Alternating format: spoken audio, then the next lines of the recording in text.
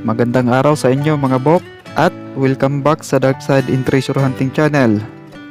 At muli, ito si Nudge na mag-iiwan ng ilang mga kataga. Oy. Naunsa man ka, Nudge? Gadali ka? Wala pa gani kakasugod sa imong vlog? Imo nagihuman? Papasinyan nyo na mga bok. Hindi pala dapat yun ang sasabihin ko, no? So sa ngayon natin mga bok, tatalakayin muna natin yung mga ibang marka kay Kappa o aka River Child. Kasi baka mamaya meron pa sa inyong mga code na natira na hindi nyo pa alam kung paano i-decode. Kasi marami pa tong ginagamit na sign itong si Kappa. Sa lahat ng pinakita ko sa inyong mga method mga bok, tanging si Kappa lang ang may pinakamaraming ginagamit na code. So baka mamaya meron pa tong natira dyan sa inyo para malaman nyo kung paano kukunin at saan kukuhanin. Ano mga bok?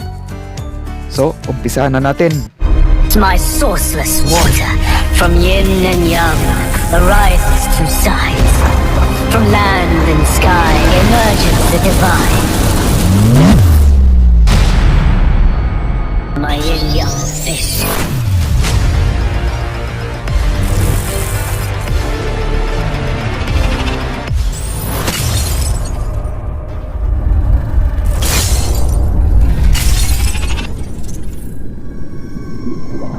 So itong mga marka na ipapakita ko sa inyo mga bok, Kappa method ito, no? Wala pang magaling na treasure hunter na naka-retrieve ng mga marka na to mga bok. Pero ang mga treasure hunter na may alam, sila ang naka-retrieve sa mga marka na yan. So baka mamaya meron pa yan sa inyo na nakita yung mga markang ganyan at baka hindi pa na-retrieve. So alam nyo na kung ano ang gagawin at saan kukunin. So umpisa natin sa marka na to. Itong yung binigay kong halimbawa doon sa inyo mga bok, yung A. Yan. A. Tapos sa kabilang dulo ng bato, yung vertical line, dalawa. So itong code na to, hindi ito si Kappa. Pero ang method na gamit nito mga bok, Kappa method. Yung hinahatak niya pababa. Kaya ito yung sunken deposit, ito naman yung sunken layer. Yung dalawang vertical yan mga bok, mahaba to. Doon sa Kappa method na pinakita ko sa inyo, ang haba nito 4. Tapos may distansya na 3. So magdidepende ito sa mga site mga bok, kasi may ibang ganitong marka na aabot ng sobra sa 1 foot. Yung sa ibang site mga bok, ano. So halimbawa man na makita nyo tong ganitong marka, ibig sabihin yan Kappa method yan. Huwag nyong basta-bastang umpisahan sa paghukay kung wala kayong sapat na budget. Gawa ng ito nga, kung patatagalin nyo itong deposit na to, itong layer na to, lalambot to. Kung paabutin nyo pa yan ng kinaumagahan, baka mamaya pagbalik nyo, itong chamber na nakaupo dito sa sunken layer, mawawala to. So ito yung unang bantayan yung mga marka na to mga bok. Kappa method yan. Bantayan niya tong dalawang vertical line. Maaring 3 lang ang distansya. Sa ibang lugar naman mga bok, 1 foot ang nito, ang pagitan ng dalawang vertical line. At ito pa isang marka kay Kappa mga bok. Ayan, yung H na nakahiga. Ayan. Yan. Yung H na nakahiga, ibig sabihin yan, sa area na yan, nag-exist itong na to. Itong sunken layer. Sunken deposit pala, sorry. Pag nakita nyo tong H na nakahiga. So, pwede to mga bok ha.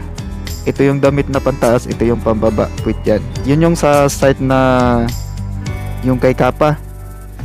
pinakita ko na sa inyo, yan yung ano niyan. So pagka nakakita kayong H na nakahiga, ibig sabihin makikita nyo rin tong dalawang vertical line. So yung ibang marka depende na. Meron din nito mga bok ganito, heart naman, nakaganyan yan mga bok na heart. Hindi siya talagang heart na tignan, parang nakaganyan tabingi. So kappa method din yan mga bok, itong ganyan. May napipicture ba kayo nito mga bok? Bastos kasi ito eh. Sa bagay wala namang batang nanonood yata siguro ngayon ano. So sa mga nanonood nitong video na to, kung may mga kasama kayong bata, is PG na lang. So ito namang ano na to mga bok, itong marka na to na mag-i-exist to, itong heart na to, dahil kappa method din yan. Paano ba to naging kappa to? Malalaman nyo yan mga bok pagka sa kasunod na marka, makikita nyo rin tong dalawang vertical line. So ito ang sunken deposit, ito naman ang puwet. Nakatalikod yan mga bok. So imagine nyo na lang yung mga nakatalikod. Sa mga may partner na nakatalikod yan.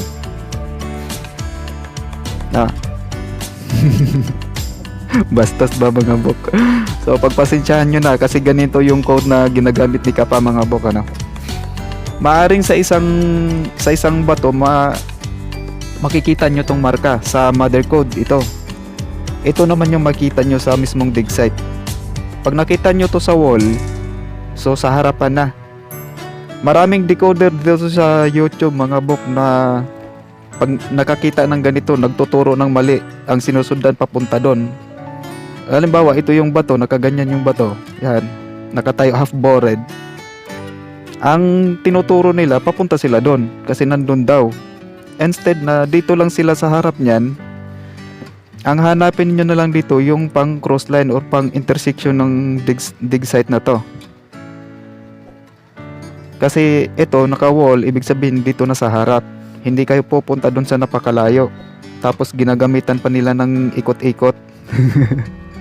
Tapos nag-detect doon sa napakalayo. Instead na dito na sila maghukay, dito lang sa harap sana, napunta doon sila sa malayo. Ginamitan pa nilang ikot-ikot.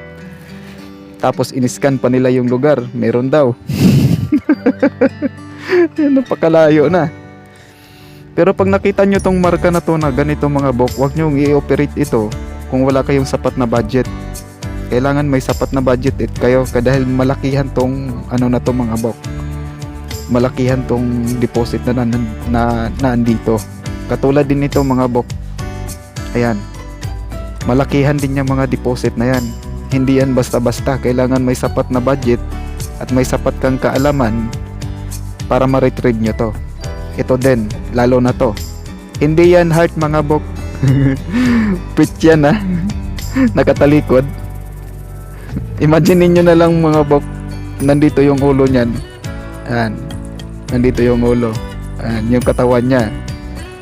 Tapos yung paa nandito. Ayan. Nandito yung paa niyan. Huwag kayong matawa. Hindi to bastos mga bok ha. So, ibig sabihin nakatuwad dyan. No, pasintabi na lang sa may mga kasamang bata dyan. Pwede yan mga bok, heart siya tignan. Pero, sa isang marker makikita nyo to, dalawang vertical line, kappa method yan. Huwag nyong i-operate kung wala kayong sapat na budget. Kasi, ito ang mangyayari sa inyo yan. Mapapasama kayo sa mga naikwento ng ibang treasure hunter na tira na, naging putik pa. So ganito yan mga bok. Huwag nyong i-operate ng wala kayong sapat na budget nito. Dahil yun, mapasama kayo dun sa mga treasure hunter na naabot na yung deposito pero biglang naglaho. Hindi yan magkasama mga bok. Ito, may iba nito na itong heart sa mother marker nyo magkikita. Ito naman sa dig spot na mismo. Itong marka na to. So tandaan nyo yan mga bok, dalawang vertical line. Ang iba nito, 1 foot ang distansya. Mahigit 1 foot naman tong vertical line na to. Hindi katulad dito sa pinakita ko dun sa inyo, dun sa kappa method, na ang pagitan nila 3 lang, tapos 4 yung haba, tapos nandito yung A, instead na heart ang gamit nila kasi sunken deposit ito. Ito naman dinukot na to ni kappa, ay hihilahin pa lang to ni kappa. Target ni kappa to. Ito hindi to target ni kappa. Ang gagamitin nito ang method ni kappa. Ito ang target niya. So sa target niya nandito nakalagay. Nandito yan. Kaya walang laman tong marka na to. Ang may laman ng marka ito.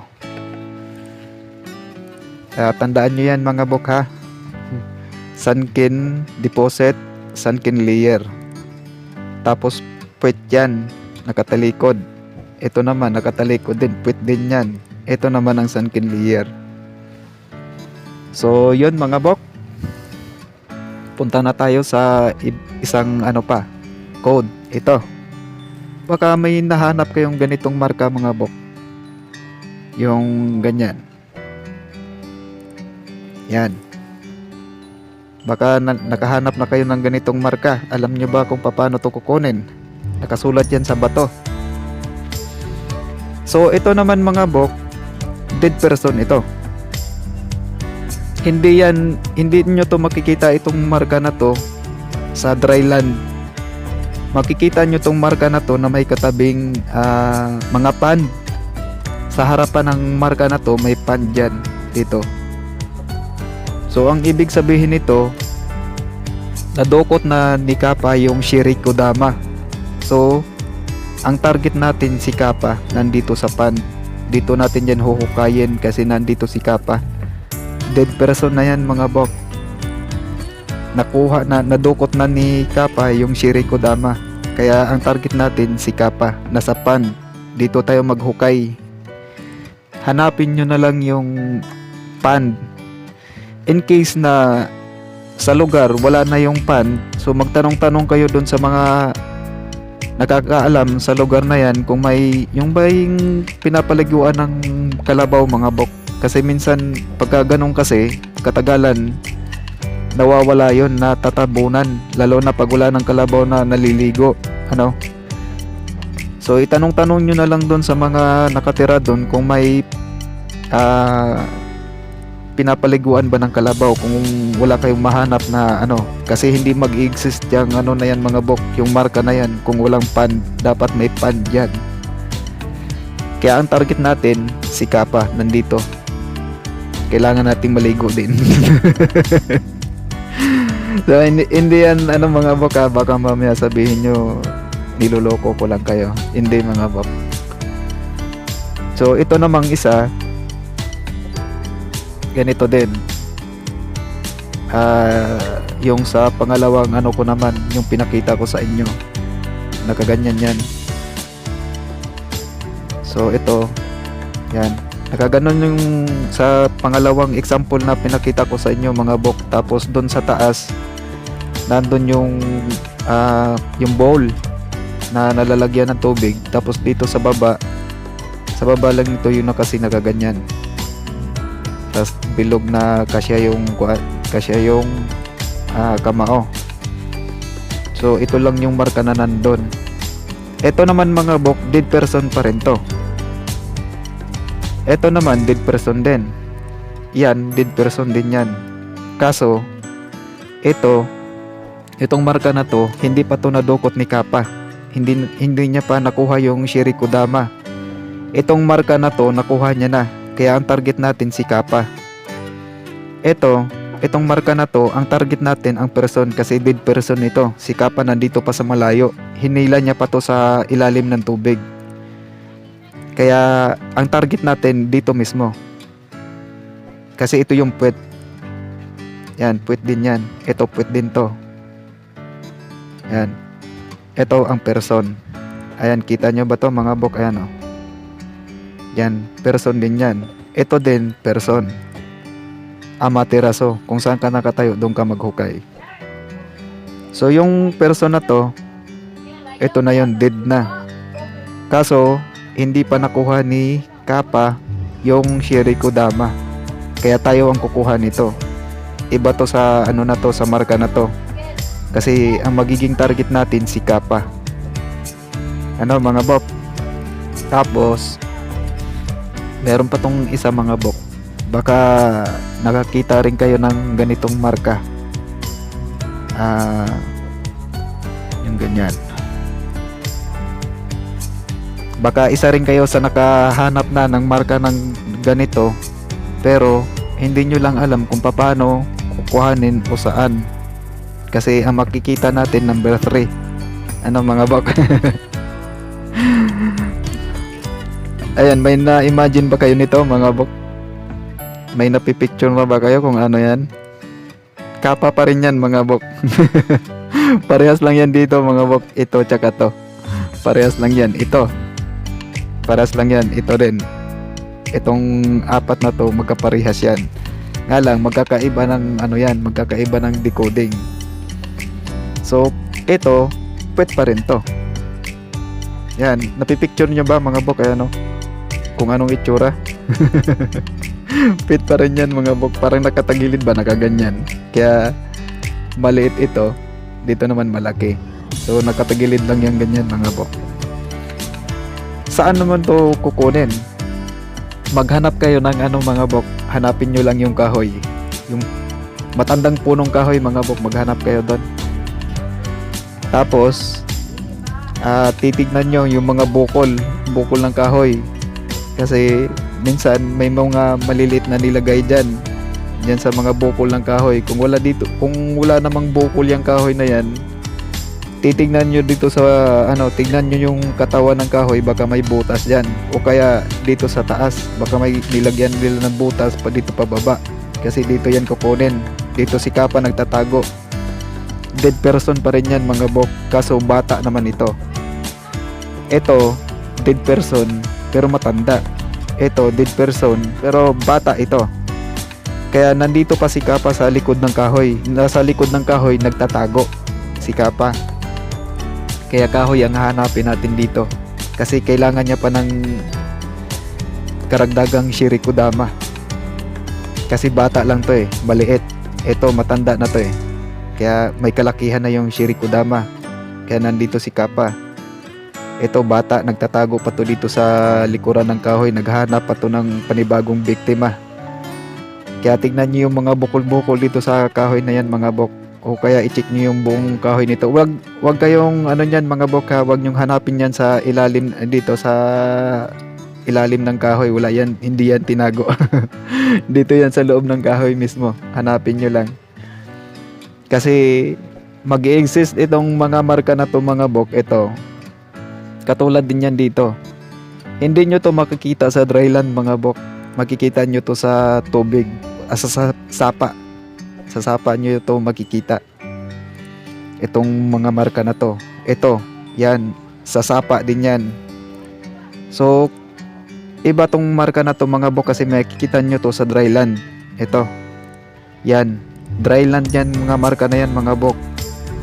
Maliban dito, hindi may dapat ang hanapin nyo pag nakakita kayo ng mga markang ganyan. Nasa tubigan yan. Ang hanapin mo dito, pan. Ito, nasa tubig mismo to. Katulad nitong marka na to, nasa tubig din yan.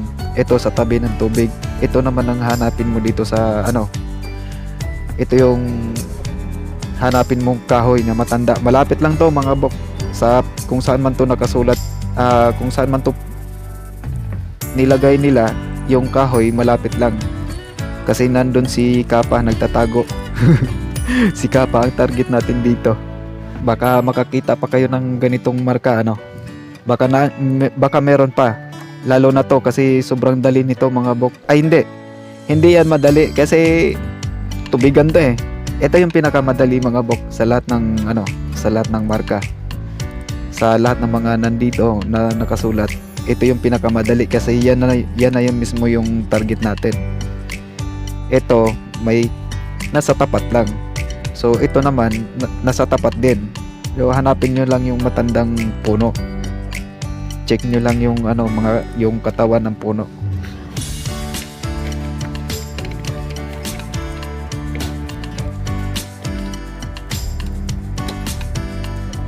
Tapos ang meron pa nito mga bukas dito. Ito naman nakaganyan. Yan. Ito yung makikita nyo doon sa mga bok. Madalas nyo itong matatagpuan sa mga waterfalls naman to mga bok. Yan. Itong marka naman na to mga bok, kung susuriin mo, para siyang may nakaupo na dito. Yung bumakat yung puwet. Yan. Nasa gilid to ng waterfalls mga bok. So depende na lang kung saan to nakalagay. Kasi minsan nakalagay ito sa baba. Ito yung waterfalls. So dito yung niya, yung impact ng tubig nandito. So nasa halos nasa gitna itong marka na to, o kaya sa baba pa. So depende yan kung saan to nakalagay sa ang height. Pero makikita nyo lang to sa waterfalls mga bok. Para talaga siyang puwet na bumakat sa sa buhanginan. 'Di ba pag maupo ka, babakat yung puwet mo doon. So ito naman ganun din. Puwet din yan mga bok. So ang target natin nito mga bok, ito din. Kasi ito hindi yan dead person mga bok. Buhay to. Buhay tong na to. Kaya yung Shirikudama niya nandito pa sa loob. Ito yung target natin. On the spot yan. Pag nakita nyo yung marka na ganyan. Si Kappa, nandito pa yan sa nandito pa yan. Nagtatago pa si Kappa. So ito namang ang ginagawa nito, pinapalabas niya pa si Kappa. Kaya itong itong marka na to, buhay na tao yan. Papalabasin niya pa si Kappa kasi nandito pa si Kappa nagtatago. Lumalangoy pa. So ito yung magiging target natin. Alive person to mga bok. So puwet pa rin yan. Kaya ang magiging target natin ito. So on the spot. Yan na. Katulad din ito mga bok. So ang pagkakaiba ng marka na to at ito kasi patay, ito buhay. So yun yung pagkakaiba ng dalawang marka na to. Pero pareho sila ang target natin. Ito pa rin. So ito namang marka na to, ang target natin dito sa gitna. Kasi ito yung puwet eh. Ito yung babasagin na natin. Ayan, person yan. Papunta doon. Yan, person. Ito din, person. Center, code 5. Kasi wala namang tanggalin natin yung pointer kasi wala namang pinupoint yan doon. Tsaka wala din siyang alignment ng north-south kaya tanggalin natin. Kaya ang maiwan ang center at ang person. So yun yung decoding yan. Ito yung person, dead person. Ito alive person. Ito yung target natin. Parehas lang yan. Yan yung mga target natin. Magkaiba lang sila kaysa ito patay, ito buhay. Ito patay pero nandun na kay Kappa. Nandun na, bumalik na siya sa pan. Kasi bastante na siya sa nakuha niyang Shirikudama. So ito hindi pa bastante si Kappa, kaya ito pa nagtatago pa yan dito sa kahoy, naghahanap pa yan ng panibagong biktima kasi bata to eh. Hindi kagaya dito, itong isa matanda. Kaya hanapin niyo yung mga bukol-bukol dito mga bok, o kaya yung may mga butas dito sa katawan. Huwag dito sa ilalim ng mga ugat ng kahoy mga bok, wala yan doon ha. hindi nagtatanil si Kappa, nandito yan nagtatago sa kahoy. So yun yung mga pagkakaiba ng mga marker na to. So tandaan nyo to mga bok, huwag nyo tong i-operate kung wala kayong sapat na budget, kasi mauuwi lang sa wala. Lalo na to, mauwi din sa wala kung wala kayong sapat na budget nito. So tandaan nyo lang, ito yung magkasamang mga bok, magkasama to, yung marker na yan. Pero hindi sa isang bato. Maaring ito sa isang bato to nakalagay, ito naman nakalagay din sa dig spot na mismo. Pero hanapin nyo lang yung pang intersection niyan mga bok. Kasi sa harapan ng marka na to, doon kayo maghukay. Hindi kagaya nito na A ang ginamit. So kappa pa rin yon. Iba naman yung ano mga bok, iba naman yung ganito ha, yung H. Iba yan. Magkaiba yan dito mga bok. So ito naman, hindi ito kappa. Ang sinasaad lang nito, dalawang vertical shaft. So hiwalay yan mga bok, hindi yan magkasama. Hiwalay ang shaft na to, vertical. Katulad nung sa Ladno mga bok, may ano doon. Ay, putik. Ay, na-decode ko na pala to. Ibinigay ko na pala to. Dalawang vertical shaft. Yung sa Mahal, tapos Marietta, tapos Ladno. So, ito yon, dalawang vertical shaft na in-applyan nila nito ng sunken deposit o may sunken layer. So iba tong ano na to, magkaiba yan mga buka. So ito kasi pag nakita nyo tong marka na to, ibig sabihin yan kappa method ang gagamitin. May apply merong ano dyan, merong isang dig spot o isang shaft na in-applyan nila ng kappa method, yung nanghahatak pababa, yung sunken layer. Ito. So pag nakita nyo yan, hanapin nyo lang to. Ito din, paras lang din yan mga bok. Pag nakita nyo to, tapos may nakita kayong ganito, so kappa method yan mga bok. Sunken layer. Ito, sunken layer to. Marka to ng sunken layer. Ito ang sunken deposit. Ito ang puwet. Kaya nandito si kappa, manghahatak yan. So ganun ang method ni kappa mga bok. So baka mamaya may nahanap na kayong mga ganito at hindi nyo lang alam kung paano. Ano mga bok? At ito pang isa mga bok, yung si Amaterasu ang ginawang ano. Natatandaan nyo pa ba mga bok yung parang butiki? So nakaganon. Parang butiki siya tingnan, yung ulo niya. Ganyan. Ay, paano ba yung drawing to? Pagpasensyahan nyo na mga bok. So nakaganon yun. Tapos may nakakurba dito si yan. Parang hindi to butiki ah. Parang ibon yata to. So yung nakaganon mga bok, hindi ko alam kung paano to i-drawing. Basta parang yung sa ano, yan, parang yung titignan mo sa malapitan to, parang butiki. Pansin nyo pa ba to mga bok? Napanood nyo ba yung kay Kappa din? May naka ano ditong C. Tapos dito yung ano, nakalagay na drift marker. Dito yun. Nakaganon yung bato. Yan. Pero ganun yung rectangle, pero wala yung ano mga bok, walang kanto tong dito sa kabila. Ayan, naka-curve. So instead na doon tayo pupunta, ito yung susundan natin, itong drift. So ang ginawa naman nilang pain doon mga bok, ito naman si Amaterasu. Ay, yung ano, yung mga bilog, yung ganyan. Ayan, limang bilog. So flag ng Hapon yan mga bok. Yan si Amaterasu naman to, yung nasa gitna. Yun yung ginawa nilang pain. Si Amaterasu. So simple lang naman to mga bok. Dito ka lang naman sa harap. Sa harap lang din yan, kasi hindi to naka-wall, nasa gilid lang to ng bato. Ito yung malaking bato to mga bok. Yan.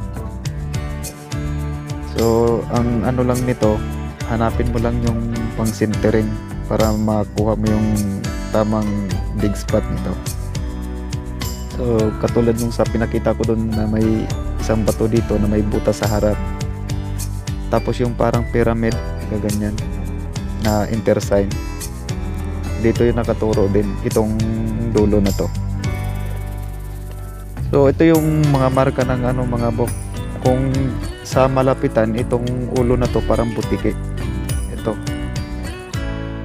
So kung mapapansin nyo dun sa video natin na ito parang butike, tignan. May parang nooto dito konti. So pangit lang dito tignan. Hindi ko alam kung anong picture nyo dito. So instead na doon tayo sa taas. So dahil sa drift marker na to, itong rectangle na walang kanto yung kabila. So doon to pupunta. So nandun naman to sa ano mga bok, nandun naman to sa Japanese Imperial Navy. Code sa 9 marker. So nandun si Kappa. Hindi ko to sinama kay Kappa mismo dahil sa drift marker na to para ma-familiarize kayo sa mga marka na yon. Kaya hindi ko to nasama kay Kappa. So ito naman parang butiki na ano, ang ginawa nilang pain si Amaterasu. Hindi limang ano yan mga boga, hindi yan limang deposito. Ano yan, ang sinisimbolize lang ito si Amaterasu. Kasi nandito si Kappa. So si Amaterasu ang pain. Meron pang ano mga bok, meron pang dalawa o ganito naman yung doon. Yung nakasulat doon. Ay hindi nakasulat. Ang nakamarka doon. Ganito. Tapos ganyan. Tapos ito, hindi na magkasya. Yan. Kaganyan yan doon.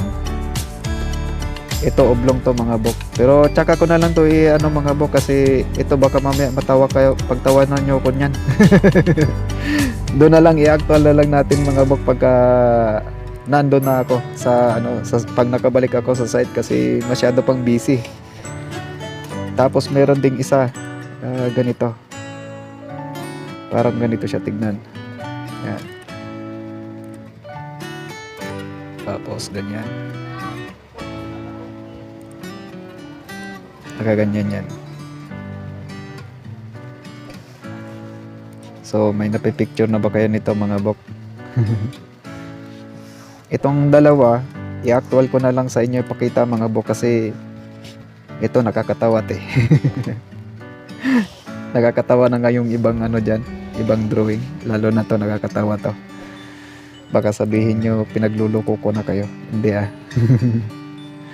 So meron na ipapakita ko to sa inyo para mas may actual kayong may actual kayo na basihan.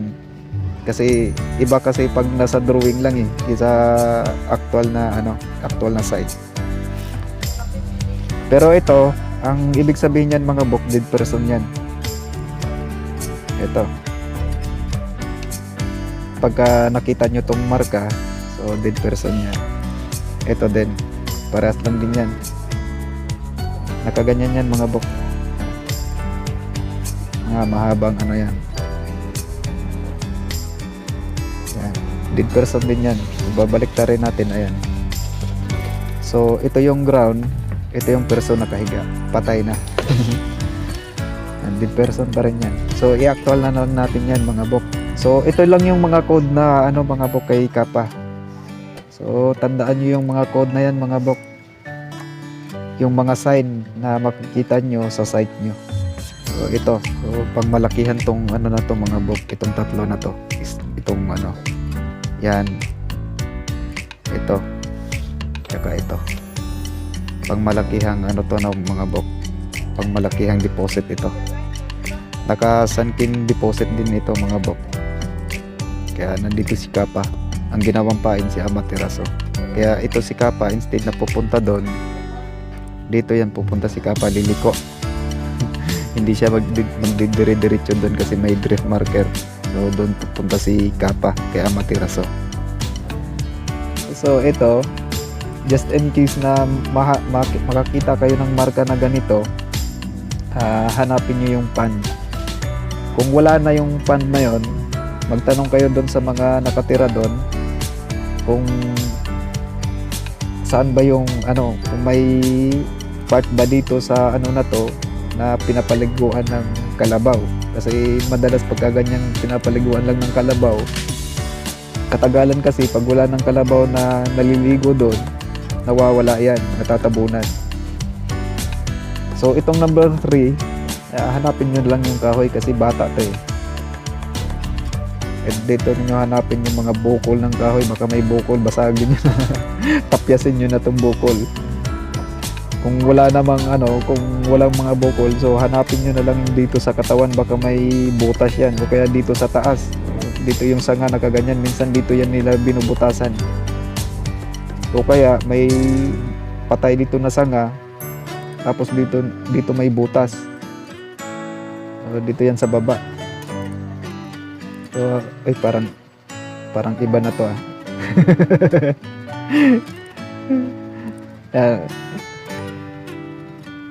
Dito, yan, ganyan. Dito nila nilalagay yan, butas. Sagwa kasi tingnan mga bok. So, parang ito lang yung mga code ni Kappa mga bok. Sa lahat ng method na pinapakita ko sa inyo, si Kappa ang pinakamaraming code na ginagamit. Maraming sign na nilagay nila, iba-iba. So, wala na akong nito mga bok, wala na akong madagdag. Ito lang yung mga sign ni Kappa. So, lagi nyong tandaan mga bok itong marka na to.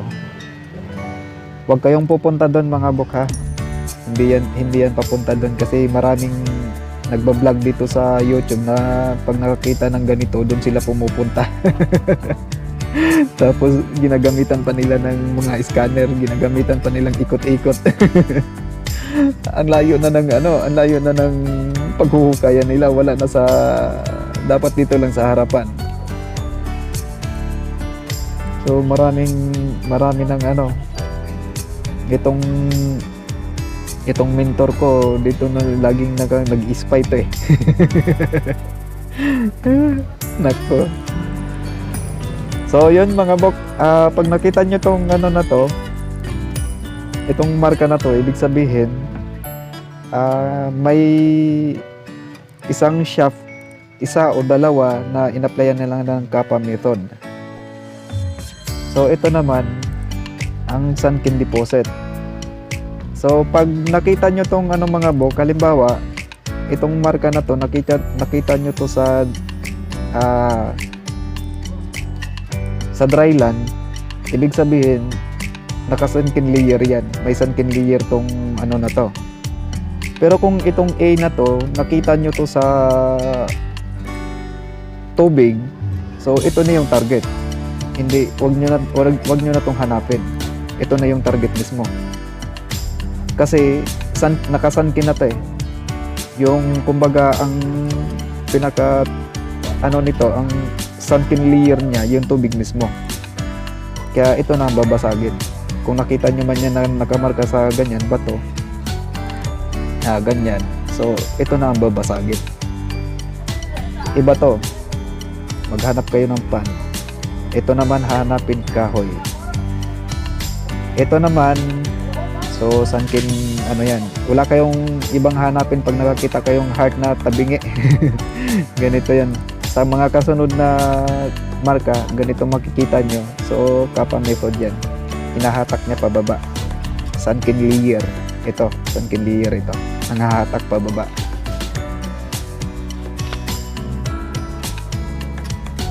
At ito naman, so ito yung target. Buhay na tao to. Target natin to mismo. Kasi si Kappa nandito pa yan eh, nagtatago pa. Ang motibo ng tao na to, papalabasin niya si Kappa para gaganti siya kay Kappa eh, uutot eh. So yun, itong magiging target natin. Parehas lang din tong dalawang marka na to mga bok. Yan. Ito rin ang target natin. Yan. Ang magkaiba lang, buhay ay patay to. Ito naman buhay. So yun mga bok.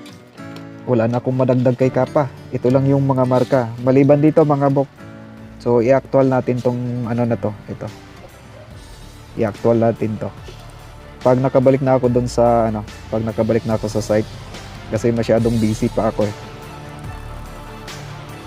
So muli, ito si Nudge na mag-iiwan ng ilang mga kataga. Sa treasure hunting, hindi kailangan magaling ka. Ang mahalaga, may alam ka sa mga marka. Hanggang sa muli,